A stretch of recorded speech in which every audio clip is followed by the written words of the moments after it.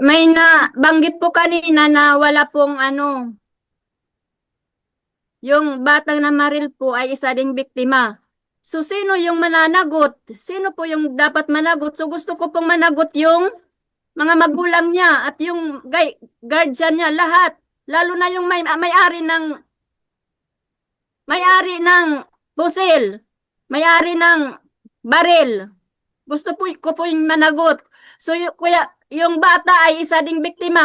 So, sino yung mananagot? Sino yung mananagot? So, yung yung parents niya, yung ano niya, yung may-ari ng baril, yun yung mananagot. Kasi yun, siya yung nagturo ng kanyang pamangkin sa kung paano gumamit ng baril eh.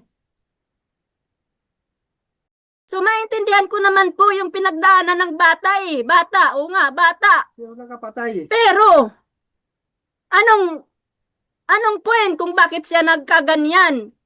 So, yung guidance, proper guidance nga. So, yung dapat managot yung parents niya, yung yung tita niya, lahat, nasa paligid niya, yung mananagot. Kung hindi man parusahan yung bata kasi biktima din yun. Oh, yun lang po.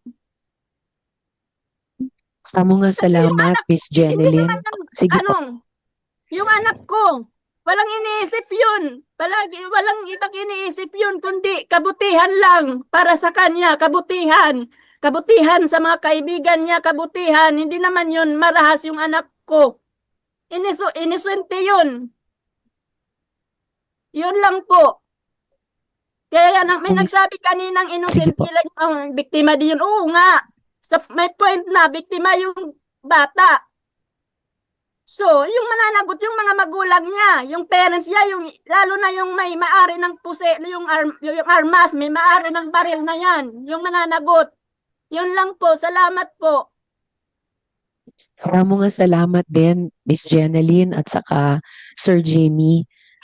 Muli po nakikiramay po kaming lahat talaga sa inyo at buon yung pamilya. Pati po yung mga bata ay mananagot. At opo, dinig na dinig po namin yung panawagan nyo na mananagot din yung mga magulang o adults na mayroong responsibilidad dun sa dalawang batang iyon. At dagdag po doon, maitanong ko rin po sa DOJ, Department of Justice po, kung si Yusek Tiba or si Yusek Dato, ano nga po yung mga sagutin o accountabilities ng mga magulang or adults na may responsibilidad dun sa dalawang shooters?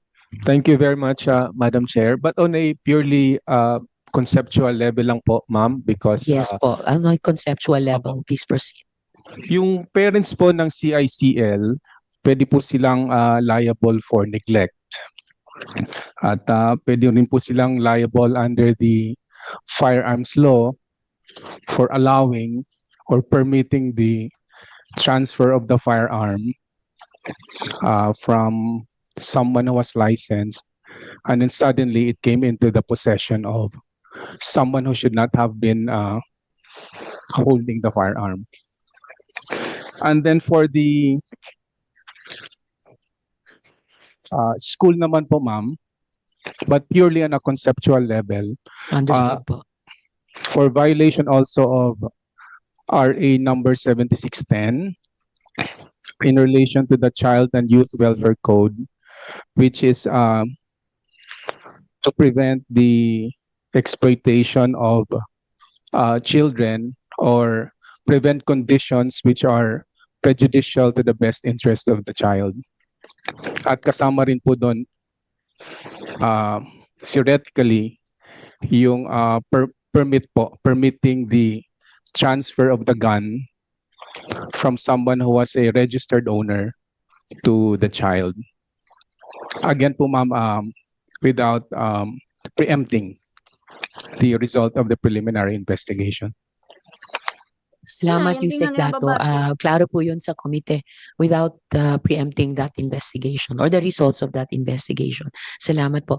Mga kasama sina Sir Rolando na Papa ni Kay at si Miss Janica na kapatid ni Jerry, kailangan na ring umalis ng 2 minutes ago pala para habulin yung lipad nila pabalik sa Tacloban. Meron ba rin kayong kahit maikling gustong idagdag pang mensahe sa komite at sa lahat ng nakikinig po sa inyo ngayong araw? Sige po, Sir Rolando. Wala, ma'am, wala na kaming hinihiling kundi justice na lang po. Salamat. Salamat din po. Miss Janica?